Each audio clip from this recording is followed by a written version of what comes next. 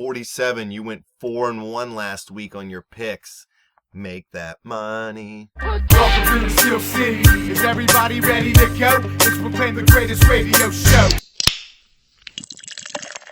Welcome, fans, to another episode of The Spread. I'm your host, Jim Sella, in studio with J-Dash and JK47.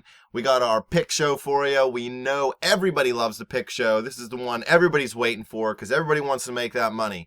Dash, you had a rough week last week. 47, you had an excellent week. I was in the middle of the road at 3-2 again. But, I don't know. As long as I'm still beating you, I'm a happy camper. What do you mean still beat me?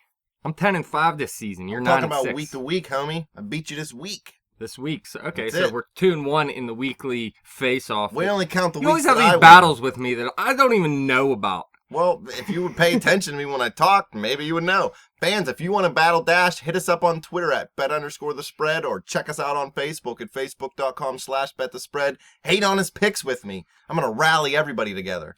But let's look at the spread picks of the week. All time, we have combined to go POW. 42, 31, and 3. This season, we are 10-5, and last week, 4-1. We've won at least 3 of our 5 picks each week this season. We went 4-1 twice.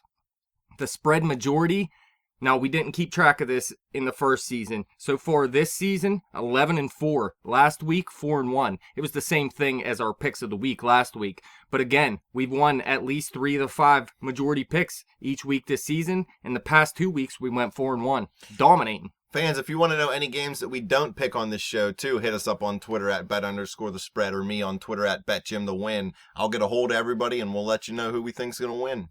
47. All time, you were 13-7. That is fantastic. If you, know can what keep that that means? going, Means you got to come to work more often. beast mode. You're 10-5 this season. Like Jim said before, you're 4-1 this week. Jim, you're 49-55-1 all time, but you're 9-6 so far this season, and you went 3-2 for the third straight time this past week. Consistency. Johnny Parlay, who did not show up again this week, all time Contract dispute. He's 43-44-3 right now, so he has a chance to get back up over 500 this week. So far this season, 9-6. Last week he went 4-1. I am 44-36-1 all time. 10-5 still on the season, but I had a down week like you said. I went 2-3. Now Easy, he's 28-30-1 all time, so he has a chance to get back up over 500. He's 7-9 so far in 2015. That includes a college loss, so he's 7-8 in the NFL. And last week he went 4-1 as well. So a good week from everyone outside of myself. But I'm going to get back on track this week too. First one to have a 5-0 week this year. What do they win? Nothing from me, I tell you that. A high five? Let's start with our first pick here. And we're going to go with 47's pick because he is 3-0 so far in picks of the week. We're going to go Oakland -3 at Chicago. The over-under is 44.5. So what are you saying here, 47? I'm saying that this is a great matchup. It is.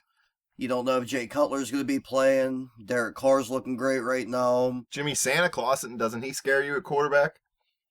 No, only if he climbs down my chimney for some He reason. might scare me then, too. Well, listen, he looked very bad against Seattle last week. Now, we know Oakland's defense is not Seattle, but Oakland's offense has been playing so well that they're getting -3 here on the road. That's what scares me a little bit because, yeah, Oakland has been playing good football, but it's not like this is a team that's going to go out and win every week now, in my opinion. They still are a team that's going to go out there and lose a lot of games this season. The Raiders? And on the road, yeah. Yeah, they're the best of the bad bunch, I would call them. Well, If they're you 2-1 take the right bad now. teams, yeah. But if you take all the bad teams, average or below, I would say that the Raiders could be the top of the average. Then you look at Chicago. They Do we just even dealt have to? Jared Allen, obviously. Yeah. Their They dealt defense, another linebacker to the Patriots for a 6th-round pick. Nobody that great, but they're cleaning house. Well, yeah, their defense was bad to begin with, and when you get rid of someone like Jared Allen, now I know Jared Allen isn't the same player he used to be or anything, but he's still one of the better players led on the team that in defense sacks. at least. You got Jimmy Clausen, the quarterback. I mean, they're going to have to feature Matt Forte in this game if they want to win, because Oakland can be beat by someone like Matt Forte. I just don't see it happening.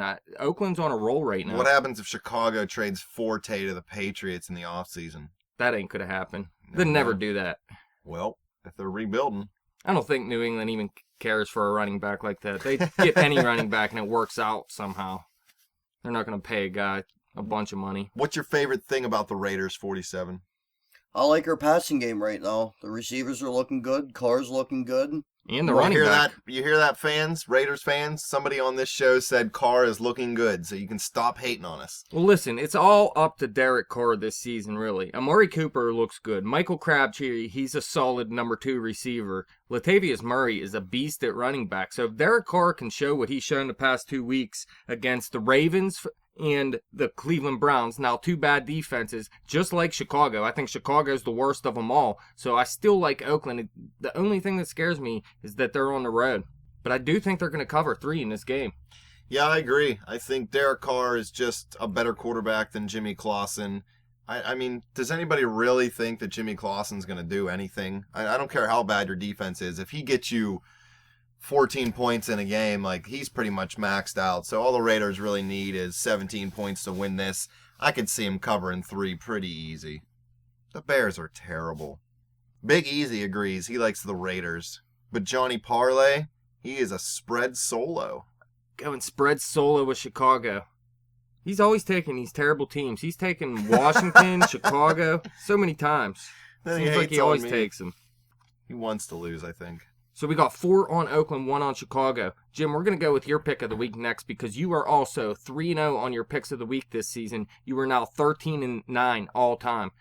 3-0 on my picks of the week, 3-0 on underdogs this year, and I'm going to keep the trend going. The Kansas City Chiefs are 3.5-point underdogs rolling into Cincinnati. Cincinnati just had that big win in Baltimore in week 3. I think this is going to be one of those games where they had the big win. They're all pumped up. Yeah, we're great. We're 3-0. We're leading the division. Baltimore's garbage. Steelers quarterbacks beat. Andy Dalton's the greatest quarterback ever, and we're going to win. Guess what? Wrong answer, Cincinnati fans. Alex Smith is going to roll into town. He finally remembered how to throw a touchdown pass to a wide receiver last night. Hit up my boy Macklin again on my fantasy team. I think he hits Macklin and Kelsey each for a touchdown. I think Jamal Charles gets back on track and has a touchdown. I think this is going to be... Back on track. Didn't he score 3 touchdowns yesterday? You know what? I didn't really look. He's not on my fantasy team, so I didn't really care. But I know that he didn't have the strongest week 1 and 2. But I think he keeps it going. Keeps playing well. Cincinnati loses this game big. I bet you Kansas City can win this game by at least 10 points. I don't know. Kansas City looked pretty bad yesterday, actually. Now, it was in Green Bay. In the final score was 38-28, so it didn't look too bad. But a lot of that scoring was in garbage time, actually. Johnny Parlay is going to go with you and say Kansas City, but I'm going to say Cincinnati in this game. Cincinnati has looked too good so far. And KC, they've kind of been a letdown. I mean, they were my pick of the week in week 1. I took them over the Texans, and it worked out. That's the only pick of the week I won so far. But against the Broncos and the Packers so far, they really haven't looked as good. And Cincinnati, in my mind, is just as good as the Broncos and the Packers right now. Maybe not the Packers, but at least the Broncos. That's the thing with Cincy. Every time everybody thinks they're good, they come out and put up a goose egg, and just then everybody wonders what the hell happened to them. So I think it's just going to be one of those games for Cincy. Not necessarily do I think Kansas City's a better team, overall or long term, but I think they're going to get this game. Andy Dalton has been playing great so far, and I did say last week he is due for a letdown. But listen, Kansas City has been letting up the pass in a huge way this season. I mean, I do like their defense, but they have been bad against the pass so far. And the way Dalton is throwing the ball right now, I mean, I'm not going to go against them, especially with a line at 3.5. I would like it better at 3, but at home, I don't think that letdown's coming this week. What do you think, 47? I don't know. I agree. I just don't see Kansas City going into Cincinnati and winning this football game. I think Cincinnati's going to easily cover this 3.5-point spread. You think Andy Reid's going to lose back-to-back games? Yes, I do. I think Jeremy Hill's going to get going in this game again, too, because this guy is good. I mean, I didn't like him as much as most people coming into the season. Everybody thought this was a top 5 guy. I wasn't going to go that far, but he is a beast, and he has done nothing the past 2 weeks, and I think he's going to get it going a little bit as well. See if I can go 4-0 on underdogs. But the majority in this game is saying Cincinnati. 3 to Cincinnati, 2 to KC. Johnny Parlay's saying KC as well. Great, I got him agreeing with me. As long as it's not easy, I think I'm all right. Speaking of parlay, we're going to go with his pick of the week next. He's 10-10-1 all time in picks of the week, but he's 2-1 this season, and he won his last 2 picks of the week. He's going to go with Philly -3 at Washington. The over-under in this game is 47. 47. And we don't mean you. Yeah, 47, so don't get too excited. This is a tough game to pick. Washington, you think they're complete garbage, but they're at home, so they could put together a good game. Philly has looked good and like garbage this year, so you don't really know which Philly team's going to show up. Chip Kelly is an egomaniac who doesn't know what the hell he's doing running an NFL football team. He should have stayed in college. So this could go either way. This was a real tough pick for me. But I like the Philadelphia Eagles over Washington, mostly because I just think Philly has more weapons than Washington. And I'm so down on the Redskins. Not that I was ever up on them, but the whole freaking organization, they don't even know what their name should be anymore. F them, and they should just lose every freaking football game. Well, I tell you what, Kirk Cousins isn't the greatest quarterback in the world. Interception machine. But they may get Deshaun Jackson back this week, which would help. Matt Jones looks like a pretty good running back to combine with Alfred Morris out there. You still got Pierre Garçon, who has looked good through the first 3 weeks of the season. Not that we're that high on them. But their defense actually looks pretty good. They're good against the pass, and they're excellent against the run. That's why Washington's winning. And for this being a home game for them, they're the underdog, so they're getting 3 points in this game. So far at home, they only let up 27 points in 2 games. Now, when I look at the Philadelphia Eagles, they played one good half in week 1. They played like garbage in week 2, and they played one good half in week 3, although they did come out with the win in that 3rd week there because they went up 24-0 in the first half and then let the Jets come back 17 points on them. They did end up winning, like I was saying. But Philly really still hasn't put it together yet. And Washington's playing pretty well right now. I do like their defense. Them being the underdog, I'm going to have to say Washington, and I'm going spread solo on this, actually. Is Deshaun Jackson smart enough to remember he plays for Washington and not go into the Philly locker room? He spikes the ball at the 5-yard line, so you never know. What do you think, 47? Philly or Washington? Oh, I'm going with Philly. I mean, this is a tough one for me. Finkel or Einhorn? I like the way Washington's defense is playing. They've actually been playing really well. The Redskins haven't been as bad as what... we talk a lot of smack on the Redskins. Yes, we do. But, they haven't been actually as bad as what we've really been making them out to be. But the fact of the matter is, I just don't think they're going to have enough to pull this one out. So is Bradford going to be able to put a whole game together this week? I think Bradford's going to make a few good key passes. I think the defense is going to play well for Philadelphia. I think this is going to be a low-scoring game. Don't forget Jordan Reed. He's been a beast this season, too. Jordan Reed is good. I think Bradford gets hurt and Mark Sanchez leads him to victory. His headband has the power. But what it comes down to is, if Washington's able to run the football on this Eagles defense... Yes. then that'll be the key right there for Washington winning that football game. But I just don't think it's going to happen. Yeah, 4 people going Philly. Parlay's going Philly. Easy going Philly. I like Washington in this game. I can't help it. Them being I like underdogs at home, really.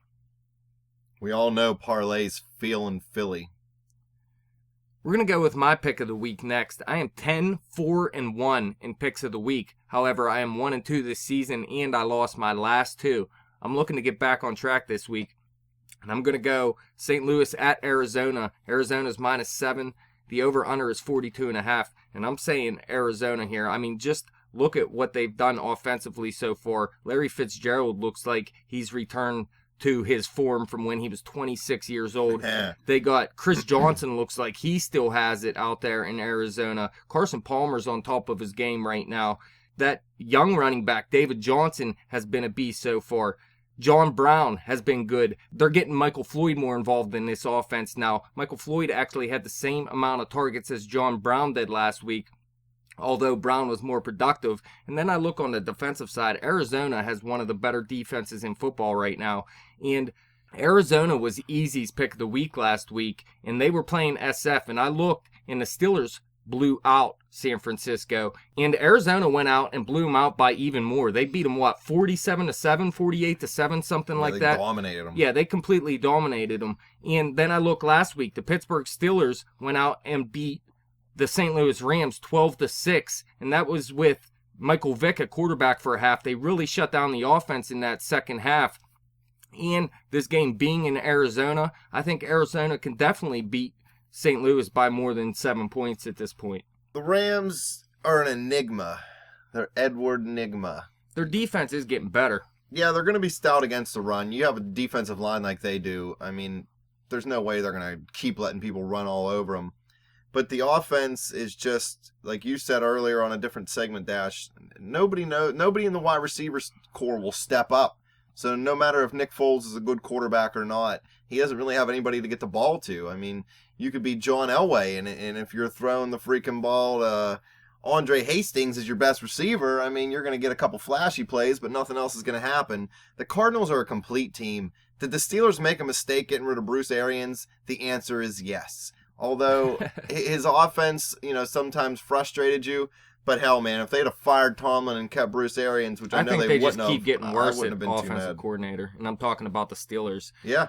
But St. Louis needs to find a running game, first of all. They have Isaiah no Pete running just got game cut. whatsoever. And if you think you're going to beat Arizona as A one-dimensional offense. exactly. It's just not going to happen. Arizona has a great pass defense. There's no way St. Louis is going to be able to keep up with Arizona in this game. And the way, like I said, St. Louis's defense turned it around last week against the Pittsburgh Steelers. They look pretty good, but Arizona's offense has been rolling right now, and Carson Palmer's going to do the same thing he's been doing the past couple weeks here. I think the Honey Badger has a big game for the Cardinals defense. Eats up a couple Nick Foles passes. And let's not forget, St. Louis actually, in their other road game this season, went out and got beat by the Washington Redskins, a team you guys don't like. They beat them by 14 points. So St. Louis has struggled on the road so far as well. Any thoughts, 47? I don't know. I think Arizona's going to win this game easily. I just don't see St. Louis being able to score If this points. was in St. Louis, I think it'd be a closer game. But the fact that it's in Arizona, the way Arizona has... No chance for a letdown game for Arizona after pummeling San Francisco? Their time's coming. They're going to have a letdown game soon. It's just not this week. Like I said, St. Louis, they haven't found their top receiver yet. Brian Quick has been inactive for 3 weeks now, and he's probably their best wide receiver. They may activate him this week, but even if they do, it's not going to be all systems go with Foles to Brian Quick from the very beginning. Yeah, it's kind of funny they had all those top early picks and used none of them for a playmaking wide receiver. They did on Tavon Austin. They just missed. Johnny Parlay's going spread solo here with St. Louis. Everybody else, we're taking Arizona. Believe it. But I'm wondering what Johnny Parlay thinks. I think he hates Bruce Arians because he's jealous because Bruce is your uncle and not his. Moving on. Let's go to Easy's pick of the week. Now, he's 6-8-1 all time in his picks of the week, and he's 1-2 this season, but he did win his pick of the week last week. He's going with the game Carolina -3 at Tampa Bay. The over-under is 40.5 in this game. You got Cam Newton with nobody around him, and you got Jameis Winston with nobody around him. It's a quarterback battle. Well, Cam Newton does have Greg Olsen, who I know you like. Yes, he's on my fantasy team. Please believe. Mine too. It's a quarterback battle, and I know Cam Newton's the better quarterback, and I almost always pick the team with the better quarterback when it's close like this. But I'm going to take a surprise pick here and a spread solo. I'm going to take the Tampa Bay Buccaneers at home. I think they come out. This is a division game. These teams are going to play each other tough. I think Winston has a big game for what a rookie is. I'm not saying he's going to throw for 400 yards, but he could throw for 280 to 300 and maybe 2 or 3 touchdowns. The Panthers just put Charles Johnson on IR, so that hurts their pass rush. I know they just got Jared Allen, but I don't expect him to make an instant impact. He's not that type of guy anymore. So I think Carolina's defense is going to falter a little bit, and I think Tampa Bay can squeak this out by 4 or 5 points. Well, Carolina's sitting at 3-0 right now, man. They went out and beat a division team last week, albeit at home, but it was the New Orleans Saints. Again, albeit without Drew Brees as well, but they beat them by 5. They won the previous week against the Texans by 7, and they went into Jacksonville in week 1 and won by 11. Carolina's playing pretty well right now. It was without Luke Kuechly, without some of their top wide receivers. I think he's still out this week too. I heard he might be able to come back, so I'm not sure. We'll have to look on that. But if he comes back, I really like Carolina here. But I'm still saying Carolina in this game. playing better football than Tampa at this point. Although Tampa's defense has looked a little bit better than people believe to this point. But you said Tampa doesn't have any options out there either. I mean, Mike Evans a pretty good wide receiver. Vincent Jackson's a good wide receiver. Austin Seferian-Jenkins is down. Right now, he's going to be out for, 3 to 5 more weeks, something like that. But they have options out there. They need to get a run game going. Doug Martin is pretty much garbage at this point. He's as bad as his nickname. They're using Charles Sims more out there. But Carolina, I'm going to have to go with them at this point. They're playing good football right now, and Tampa Bay is not a team that scares me at this point. So when Carolina kicks a field goal to win by 3 and we all push on this game, it's going to suck. Yeah, it would. We could push on 3 of these games. It's life. What about you, 47? Carolina or Tampa Bay? Winston versus Newton. We know his pick. I'm all about the Panthers in this game. Solo. Defense is playing great. Greg Olsen looking great right now. I think Cam Newton will find a way to get the ball to him. I think Stewart will have a productive day on the ground. Is he playing? I heard he was hurt. I think Kuechly, solid. Kuechly comes back. I mean, this defense is going to click. Jared Allen's going to be, I don't think he's going to be a huge presence, but he will be good. I'm telling you, this defense, I mean, they didn't look their best last week, letting up 22 points against the New Orleans Saints without Drew Brees, like I was saying. But that was without Luke Kuechly as well. This defense has been very good this season, though. They only let up 48 points through 3 games. I think Carolina's defense is just going to be too much for a young Jameis Winston at this point. Jameis Winston's time is going to come. It's a little bit too early for that right now, though. So what we're doing here, spread picks of the week. Like I said, it's 10-5 this season. We're going Oakland, Kansas City, Philadelphia, Arizona, and Carolina. The spread majority, 11-4 this season. Oakland, Cincinnati, Philadelphia, Arizona, and Carolina. So everything's the same outside of Kansas City and Cincinnati. If you want to go with the picks of the week, go Kansas City. If you want to go spread majority, go Cincinnati. And I'm going spread majority. Kansas City, because it's my pick of the week, fool. I know, that's why I'm going spread majority. Because you're beat. Yeah, right. I'm 3-0 in picks of the week. That'll change real quick. Yeah, I know. It's going to change to 4-0. You're dead wrong. Well, that's it. That's all we got for you, fans. If you got any comments or questions, hit us up on Twitter at bet_the_spread. Hit me up on Twitter at betjimthewin. Check out the Facebook page at facebook.com/betthespread. Come back to youtube.com/betthespread. Click thumbs up. Leave us some comments or questions. Tell Dash he's crazy. Kansas City, 4-0. Here I come. Believe it.